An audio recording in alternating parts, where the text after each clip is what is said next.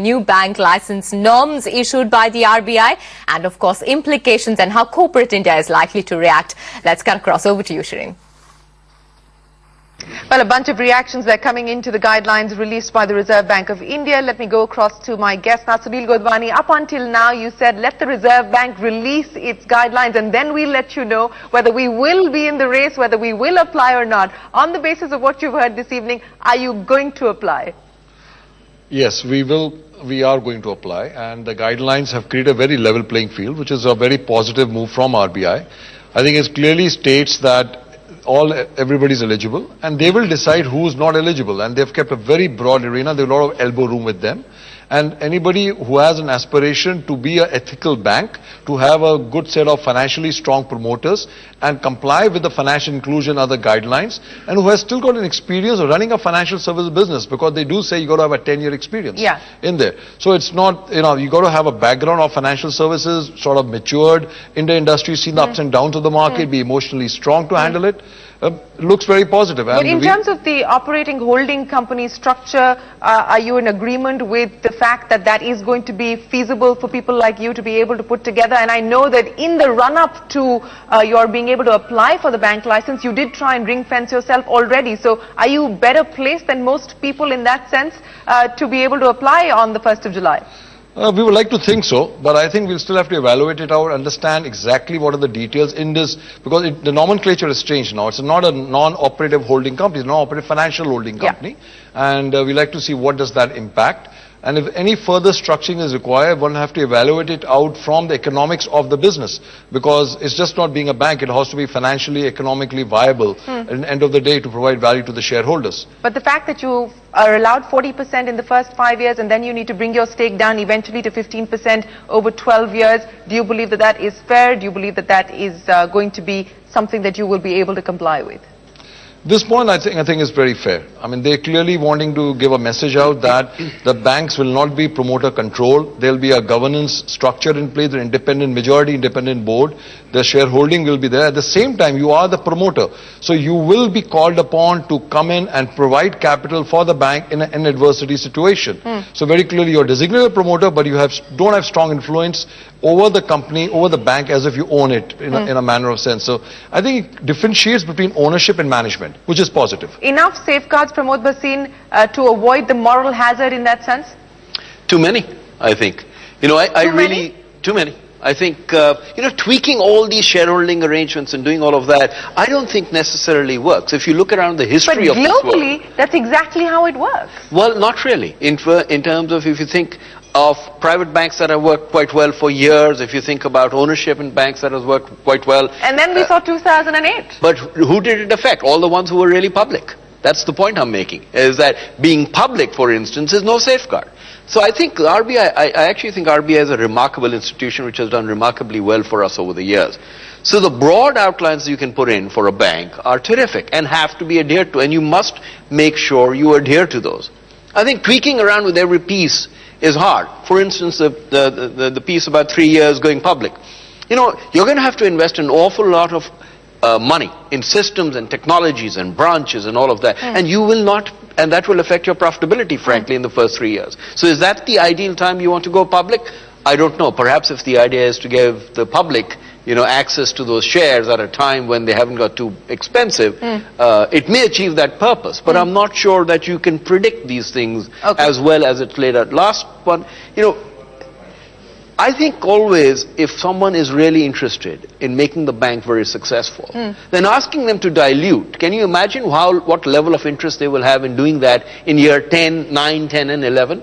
Just before they have to sell out. Obviously, it should be high because they will want to sell at a high valuation. But will you play for the long term? Will you play for the short term? But as we were pointing out, I mean, existing banks will need to comply with the same promoter shareholding requirements, in fact, more stringent than what these guys will have. I agree, but I will also tell you that in those cases also, I think some of these tweaks are very detailed and micromanaging in some respects, whereas I think it should be left at a larger level. Yeah. I agree with Pramod on one point. I mean, the going public in 3 years is a challenge, but what it does, in fact, leaves an option open. If you want to raise capital, equity capital, you have an option open.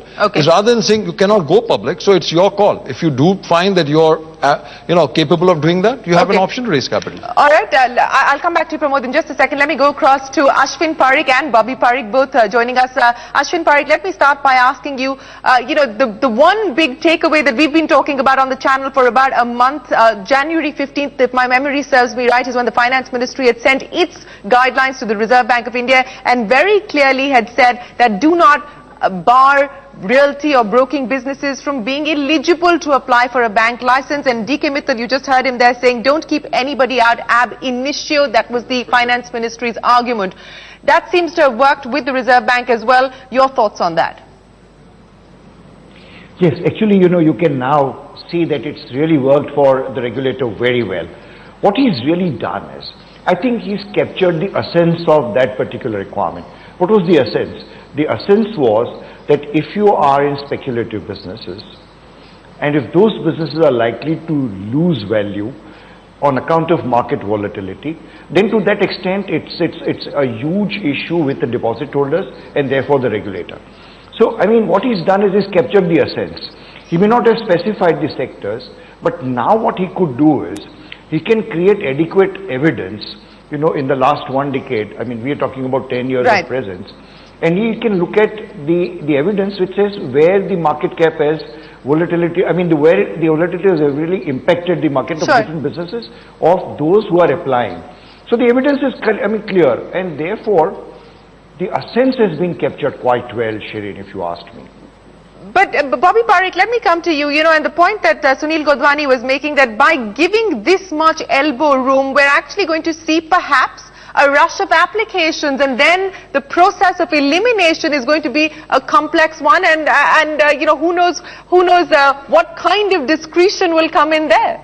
So yes, I think I suspect that there will be lots of applications, I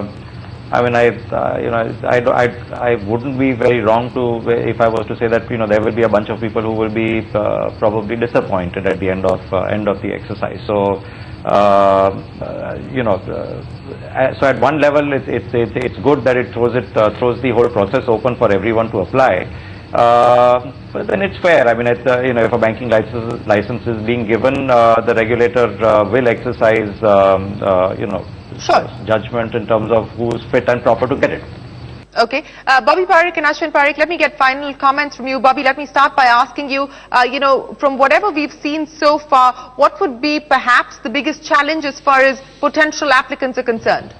So I think few things. The applications have to be ready by have to be in by the 1st of July. So, and they need to have a business plan which the applicants need to sign off on and be held accountable for. So, a viable business, and it has to be viable, of course. But no deviations permitted, and Reserve Bank could draw adverse inferences, etc., etc. So lots of that work ought to have happened already if you have to meet the July 1 deadline.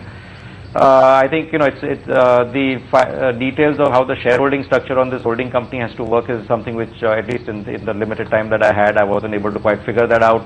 But if I think there will be some, if the holding company has to have other group entities participate in it, then I think that for large complicated groups that might create some structuring issues in terms of how they put it together with many tax issues, potentially governance issues coming through. So and also the issue of whether if you have listed entities on top of this holding company and the bank itself has to be listed, which will be a subsidiary of the holding company, then the fact will be that you will have two entities at two levels which will be listed, which also has its own sets of challenges. So, those are some of my sort of immediate comments. Ashwin, you want to add to the challenges that Bobby just talked about?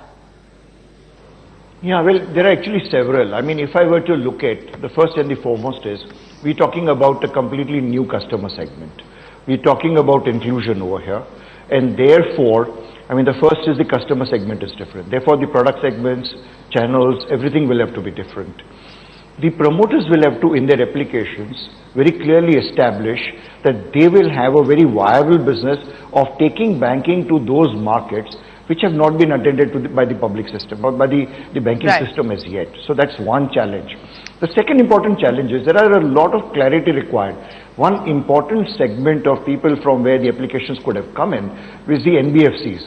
Now, what will happen to NBFC's assets? I mean, if I am into, let's say, priority sector lending, or if I am into vehicle lending, and I have a huge, let's say, NBFC presence in that, can I convert it into a bank on the first day? I don't think I can. So with this kind of guidelines, the clarity is not available. So when you get down to detail, I mean, at the principal level, the regulator has really done a remarkable job.